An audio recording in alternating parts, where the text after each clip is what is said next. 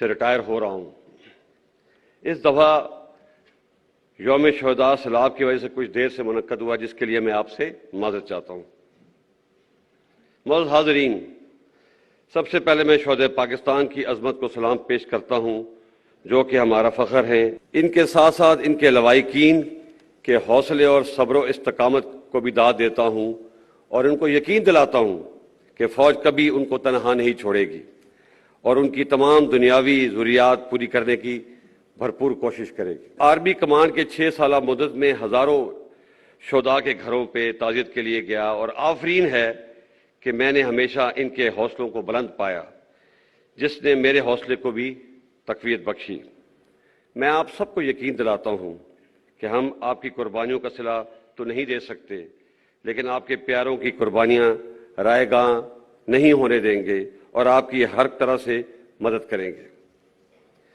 معزز حاضرین، پاکستان فوج کے عظیم سپاہی زمانہ جنگ ہو یا امن، LOC ہو یا فاٹا، بلوچستان کے سنگلاق پہاڑ ہوں یا سیچن کی برف پوش چوٹیاں، ہر وقت جان ہتھیلی پر رکھ کے مادر وطن کے دفاع پر مامور رہتے ہیں، اور مجھے فخر ہے کہ میں 6 سال اس عظیم فوج کا سپہ سالار رہا ہوں، اور میں دعا کرتا ہوں کہ آنے والے وقت میں بھی یہ فوج اسی طریقے سے کامیابی کے جھنڈے گاڑے گی۔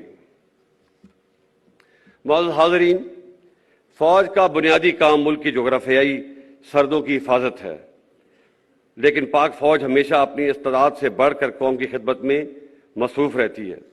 رکو ٹک کا معاملہ ہو یا کارکے کا جرمانہ، فاٹف کے نقصان ہو یا ملک کو وائٹ لسٹ سے ملانا یا فاٹا کا انضمام کرنا، بارڈر پر باڑ لگانا، قطر سے سستی گیس مہیا کرانا یا دوست ملکوں سے قرض کا اجرا، کووڈ کا مقابلہ ہو یا ٹڈی دل کا خاتمہ، سیلاب کے دوران امدادی کارروائی ہو، فوج نے ہمیشہ اپنے مینڈیٹ سے بڑھ کر قوم کی خدمت کی ہے اور انشاءاللہ کرتی رہے گی۔ اور میں آپ کو یقین دلاتا ہوں کہ ان کاموں کے باوجود فوج اپنے بنیادی کام اور دہشت گردی کا مقابلہ کرنے سے کبھی غافل نہیں ہوگی۔ آپ جانتے ہیں کہ آج ہمارے شہروں اور دیہاتوں میں جو امن ہے، اس کے پیچھے ہمارے ہزاروں شہداء کی قربانیاں ہیں، جن کو کبھی نہیں بلایا جا سکتا، کیونکہ جو قومیں اپنے شہداء کو بھول جاتی ہیں وہ قومیں مٹ جایا کرتی ہیں۔ معزز حاضرین، میں آج آپ کے سامنے ایک ایسے موضوع پر بھی بات کرنا چاہتا ہوں جس پہ عموماً لوگ بات کرنے سے گریز کرتے ہیں، اور یہ بات 1971 میں ہماری فوج کی سابقہ مشرقی پاکستان میں کارکردگی سے متعلق ہے۔ میں یہاں پر کچھ حقائق درست کرنا چاہتا ہوں۔ سب سے پہلے، سابقہ مشرقی پاکستان ایک فوجی نہیں، ایک سیاسی ناکامی تھی۔ لڑنے والے فوجوں کی تعداد 92,000 نہیں، صرف 34,000 تھی۔ باقی لوگ مختلف گورنمنٹ کے ڈپارٹمنٹس میں تھے، اور ان 34,000 لوگوں کا مقابلہ 2.5 لاکھ انڈین آرمی، 2 لاکھ trained Mukti Bahini. Against these heavy odds ہماری فوج بہت بہادری سے لڑی اور بے مثال قربانیاں پیش کی، جس کا اعتراف خود Indian army chief field marshal Manekshaw نے بھی کیا ہے۔ ان بہادر غازیوں اور شہیدوں کی قربانیوں کا آج تک قوم نے اعتراف نہیں کیا، جو کہ ایک بہت بڑی زیادتی ہے۔ میں آج اس موقع کا فائدہ اٹھاتے ہوئے ان تمام غازیوں اور شہیدوں کو خراج تحسین پیش کرتا ہوں اور پیش کرتا رہوں گا۔ وہ ہمارے ہیرو ہیں اور قوم کو ان پہ فخر ہونا چاہیے۔ آخر میں کچھ باتیں آج کے سیاسی حالات کے متعلق کرنا چاہوں گا۔ میں کافی سالوں سے اس بات پہ غور کر رہا تھا کہ دنیا میں سب سے زیادہ انسانی حقوق کی پامالی، یعنی کہ ہیومن رائٹس کی وائلیشن ہندوستانی فوج کرتی ہے، مگر ان کے عوام کم و بیش ہی ان کو تنقید کا نشانہ بناتے ہیں۔ اس کے برعکس ہماری فوج جو دن رات قوم کی خدمت میں مصروف رہتی ہے، گائے بگائے تنقید کا نشانہ بنتی ہے۔ میرے نزدیک اس کی بڑی وجہ 70 سال سے فوج کی مختلف صورتوں میں سیاست میں مداخلت ہے، جو کہ غیر آئینی ہے۔ اس لیے پچھلے سال فروری میں فوج نے بڑی سوچ و بچار کے بعد فیصلہ کیا کہ آئندہ فوج کسی سیاسی معاملے میں مداخلت نہیں کرے گی۔ میں آپ کو یقین دلاتا ہوں کہ ہم اس پر سختی سے کاربند ہیں اور آئندہ بھی رہیں گے۔ تاہم اس آئینی عمل کا خیر مقدم کرنے کے بجائے کئی حلقوں نے فوج کو شدید تنقید کا نشانہ بنا کر بہت غیر مناسب اور غیر شائستہ زبان کا استعمال کیا۔ فوج پہ تنقید عوام اور سیاسی پارٹیوں کا حق ہے، لیکن الفاظ کے چناؤ اور استعمال میں احتیاط برتنی چاہیے۔ ایک جعلی اور جھوٹا بیانیہ بنا کر ملک میں ہیجان کی کیفیت پیدا کی گئی اور ابھی اسی جھوٹے بیانیے سے راہ فرار اختیار کی جا رہی ہے۔ سینئر ملٹری لیڈرشپ کو غیر مناسب القابات سے پکارا گیا۔ میں آپ کو واضح کر دینا چاہتا ہوں کہ فوج کی قیادت کچھ بھی کر سکتی ہے لیکن کبھی بھی ملک کے مفاد کے خلاف نہیں جا سکتی۔ کیا آپ یہ سمجھتے ہیں کہ ملک میں ایک بیرونی سازش ہو اور آرمڈ فورسز ہاتھ پہ ہاتھ دھری بیٹھی رہیں گی؟ یہ ناممکن ہے، بلکہ یہ ایک گناہ کبیرہ ہے۔ اور جو لوگ یہ سمجھتے ہیں کہ وہ فوج اور عوام میں درار ڈال دیں گے وہ بھی ہمیشہ ناکام ہوں گے۔ فوج کی قیادت کے پاس اس نامناسب جلغار کا جواب دینے کے لیے بہت سے مواقع اور وسائل موجود تھے، لیکن فوج نے ملک کے وسیع تر مفاد میں حوصلے کا مظاہرہ کیا اور کوئی بھی منفی بیان دینے سے اجتناب کیا۔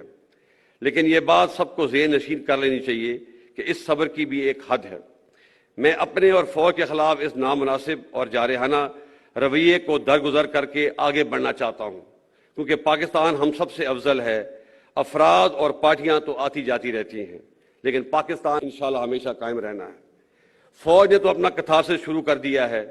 مجھے امید ہے کہ ہماری سیاسی پارٹیاں بھی اپنے رویے پر نظر ثانی کریں گی، اور یہ بھی حقیقت ہے کہ پاکستان میں ہر ادارے، سیاسی پارٹیوں اور سول سوسائٹی سے بھی غلطیاں ہوئی ہیں۔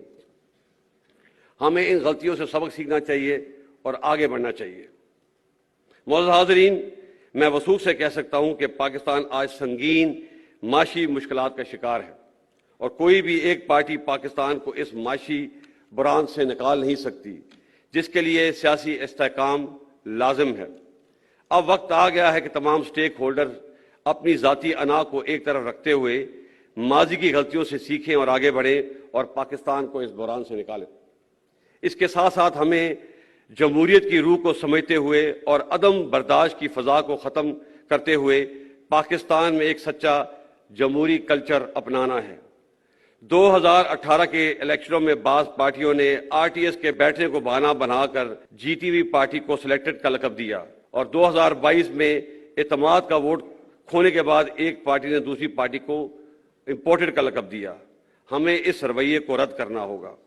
ہار جیت سیاست کا حصہ ہے اور ہر پارٹی کو اپنی فتح اور شکست کو قبول کرنے کا حوصلہ پیدا کرنا ہوگا تاکہ اگلے الیکشن میں ایک امپورٹڈ یا سلیکٹڈ گورنمنٹ کے بجائے الیکٹڈ گورنمنٹ آئے۔ جمہوریت حوصلہ برداشت اور عوام کی رائے عامہ کے احترام کا نام ہے۔ اگر پاکستان نے آگے بڑھنا ہے تو ہمیں عدم برداشت اور میں نہ مانوں کے رویے کو ترک کرنا ہوگا۔ معزز حاضرین، ہمارے لیے پاکستان نعمت خداوندی ہے۔ ہمارا وجود اس کی سلامتی اور بقا سے وابستہ ہے۔ اس کی آزادی اور استحکام کے لیے شہداء نے بے پناہ قربانیاں دی ہیں اور ہمیں ان پہ فخر ہے۔ میں شہداء کے لواحقین کا شکریہ ادا کرتا ہوں جنہوں نے اس تقریب میں آ کر اس تقریب کو رونق بخشی۔ آپ سب پوری قوم کا سرمایہ افتخار ہیں۔ یہ تجدید عہد کا دن ہے۔ آئیے مل کر یہ عہد کریں کہ ہم اپنے شہداء اور غازیوں کی تابندہ تاریخ کو ہمیشہ زندہ رکھیں گے اور مل کر پاکستان کی اور بہتری اور ترقی میں اپنا کردار ادا کریں گے۔ مادر وطن کی حفاظت اور سالمیت ہمارا اولین فرض ہے اور رہے گا، جس کو نبھانے کے لیے ہم کسی بھی قربانی سے دریغ نہیں کریں گے۔ اللہ تعالی ہمارا حامی و ناصر ہو۔ پاک فوج زندہ باد، پاکستان پائندہ باد۔